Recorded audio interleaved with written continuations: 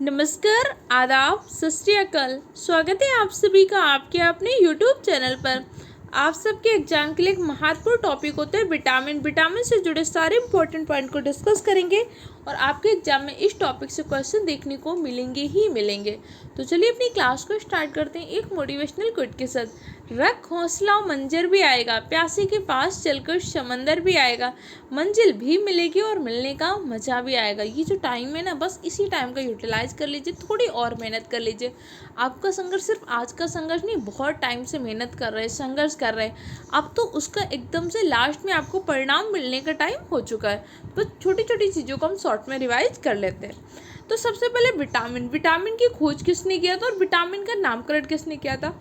Vitamin का नामकरण किया था आपके फंक ने। विटामिन क्या होते हैं? विटामिन हमारे शरीर के प्रतिरक्षा तंत्र को मजबूत करते हैं, अर्थात इम्यूनो सिस्टम की रक्षा करते हैं। और विटामिन हमारे कुछ विटामिन ऐसे होते हैं जो वसा में घुलनशील होते हैं, कुछ विटामिन हमारे जल में घुलनशील होते हैं। विटामिन बी और विटामिन सी आपके जल में घुलनशील विटामिन है, जबकि vitamin D, vitamin E, vitamin A, vitamin के ये आपके वसा में घुलनशील विटामिन है। तो कई बार एग्जाम में ऐसे ही क्वेश्चन पूछ लेता है, वसा में घुलनशील विटामिन कौन सी है, जल में घुलनशील विटामिन कौन सी है?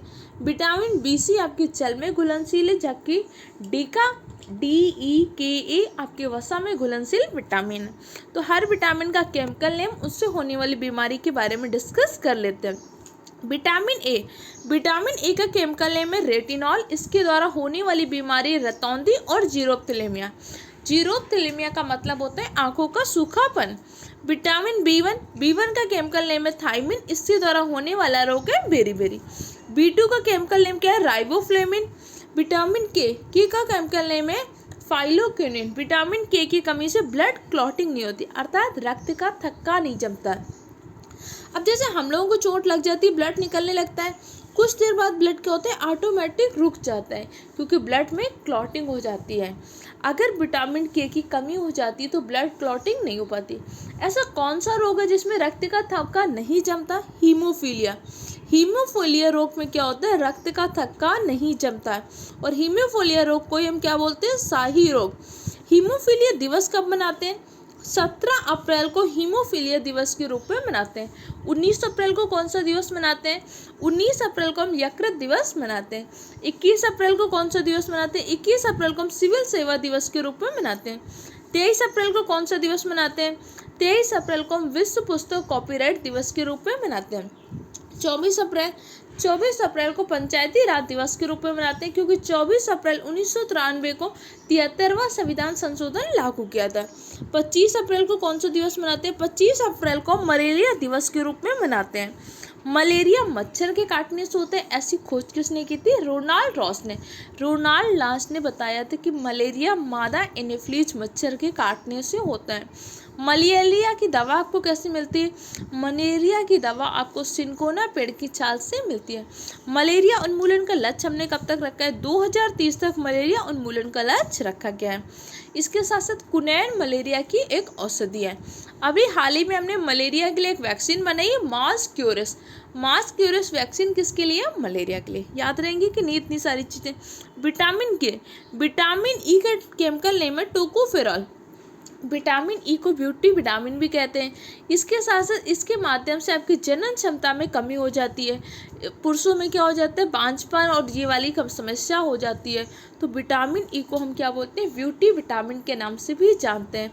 हमारी त्वचा में झुर्रियाँ पड़ने लगती हैं विटामिन ई की कमी से। तो आप जितने भी ब्यूटी प्रोडक्ट देखेंगे सब में क्या होता है? विटामिन ई पाया ही जाता है। विटामिन डी का केमिकल नेम क्या होता है? कैल्सीफेरॉल। विटामिन डी की कमी से होने वाला रोग कौन सा? रिकेट्स विटामिन डी की कमी से होने वाला रोग है। अच्छा, विटामिन डी को हम हार्मोन भी कहते हैं। ऐसी कौन सी विटामिन है जिसे हम हार्मोन कहते हैं? विटामिन डी को हम सनशाइन विटामिन के नाम से भी जानते हैं, क्योंकि हमें सूर्य की रोशनी में विटामिन डी प्राप्त होती है। स्कॉर्बिक एसिड, विटामिन सी का केमिकल नेम है स्कॉर्बिक एसिड। विटामिन सी की कमी से होने वाला रोग है आपका स्कर्वी। विटामिन सी एकमात्र ऐसी विटामिन है जो ताप संवेदी है, अर्थात विटामिन सी को गर्म करने पर ये नष्ट हो जाती है।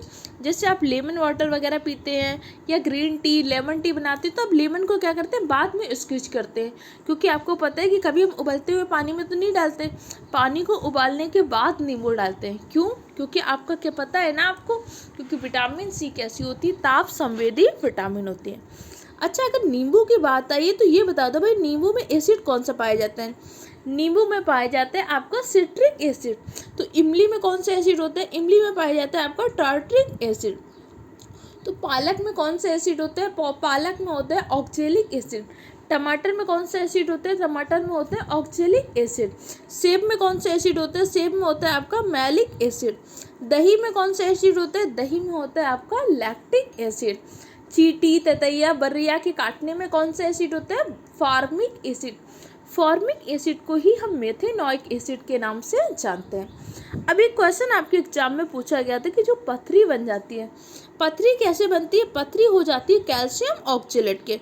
हमारे शरीर में पित्ताशय और किडनी में क्या हो जाती है? पथरी हो जाती है। और जो पथरी होती है कैसे बनी होती है? कैल्शियम ऑक्जेलेट की पथरी बनी होती है। इसीलिए जिस व्यक्ति को पथरी हो जाती है उसे हम क्या कर देते हैं? टमाटर खाने से मना कर देते हैं, उसके बीज पालक खाने से मना कर देते हैं, क्योंकि उसमें ऑलरेडी क्या होता है? Oxalic acid. और ऑक्जेलिक एसिड ही जब कैल्शियम के साथ मिलकर तो कैल्शियम ऑक्जेलेट बनता है, जिससे व्यक्ति को पथरी होती है। इसीलिए हम क्या कर देते हैं? पथरी वाले व्यक्ति को टमाटर और पालक खाने के लिए मना कर देते हैं। दूध में कौन सा एसिड पाया जाता है? दूध में आपकी पाई जाती है शर्करा, लैक्टोज शर्करा। लेकिन दही में एसिड कौन सा पाया जा रहा था? तो दही में पाया जाता था लैक्टिक एसिड। दूध से दही बनने की प्रक्रिया में कौन सा जीवाणु सहायक होता है? लैक्टोबैसिलस जीवाणु दूध से दही बनने की प्रक्रिया में सहायक होता है। दूध की शुद्धता का मापन कैसे करते हैं? लैक्टोमीटर। अब केसीन प्रोटीन के कारण दूध का रंग कैसा होता है? सफ़ेद होता है। केसीन प्रोटीन के कारण ही दूध का रंग सफ़ेद होता है। लेकिन जो गाय का दूध होता है ना, हल्का पीला रंग का, किसके कारण होता है? कैरोटीन की उपस्थिति के कारण। कैरोटीन की उपस्थिति के कारण दूध का रंग हल्का पीला हो जाता है, जो गाय का दूध होता है। इतनी सारी चीज़ें याद रहेंगी कि नहीं रहेंगी? जो आपका गाय का घी होता है उसमें कौन सा होता है? विटामिन ए प्रचुर मात्रा में पाया जाता है। और विटामिन ए की कमी से होने वाला रोग कौन सा था? विटामिन ए की कमी से आपको रतौंधी और जीरोथैलेमिया रोग हो जाता है। अगली विटामिन देख लेते हैं, बी12। विटामिन बी12 का केमिकल नेम है साइनोकोबालामिन। विटामिन बी12 में कोबाल्ट धातु पाई जाती है, जिसका उपयोग कैंसर के उपचार में किया जाता है। बी9 का केमिकल नेम क्या है? बी9 का केमिकल नेम है फोलिक एसिड। इसकी कमी से क्या हो जाता है? इसकी कमी से व्यक्ति को एनीमिया हो जाता है। देखो, एक तो हीमोग्लोबिन की कमी से होता है, हीमोग्लोबिन के साथ साथ व्यक्ति के शरीर में क्या होता है? फोलिक एसिड की कमी होने लगती है, जिसको एनीमिया हो जाता है। जब किसी भी व्यक्ति के शरीर में हीमोग्लोबिन की कमी हो जाती है या एनीमिया हो जाता है, तो मुझे क्या बोलते हैं? आंवला, पालक, जिन भी चीज़ों में आयरन की मात्रा प्रचुर मात्रा में होती है वो सारी चीज़ें खाने की सलाह देते हैं। अच्छा, हीमोग्लोबिन परिवहन किसका करता है? हीमोग्लोबिन ऑक्सीजन का परिवहन करता है, इसीलिए क्या होता है? ऑक्सीशोषण होता है। लेकिन जब व्यक्ति के शरीर में क्या होता है? हीमोग्लोबिन की कमी होने लगती है, तो ऑक्सीजन का प्रॉपर परिवहन नहीं हो पाता। जब ऑक्सीजन का प्रॉपर परिवहन नहीं हो पाता तो उस टाइम पे क्या होता है? ऑक्सीजन की कमी होने लगती है। जब ऑक्सीजन की कमी होने लगेगी तो ऑक्सीजन की अनुपस्थिति में कौन सा शोषण होता है? अनॉक्सीशोषण। और अनॉक्सीशोषण में एक एसिड बनता है, कौन सा एसिड होता है? Lactic acid. लैक्टिक एसिड के जमाव से क्या होता है? मांसपेशियों में दर्द होता है। इसीलिए जिस व्यक्ति के शरीर में हीमोग्लोबिन की कमी होती है उसकी मांसपेशियों में क्या होता है? दर्द होता है। क्यों होता है? लैक्टिक एसिड के जमाव से इसके कारण क्या होने लगते हैं? अनॉक्सीशोषण होने लगता है। इतनी सारी चीज़ें समझ में आई कि नहीं आई? अब क्वेश्चन पूछ सकते हैं कि भाई हीमोग्लोबिन में कौन सी धातु पाई जाती है? तो हीमोग्लोबिन में आपकी आयरन धातु पाई जाती है। कैंसर के उपचार में किस धातु का प्रयोग होता है? कैंसर के उपचार में कोबाल्ट धातु का प्रयोग होता है। विटामिन बी7 का केमिकल नेम क्या होता है? बायोटीन। जो भी हमारे बालों के लिए सबसे महत्वपूर्ण होता है वो होता है बायोटीन।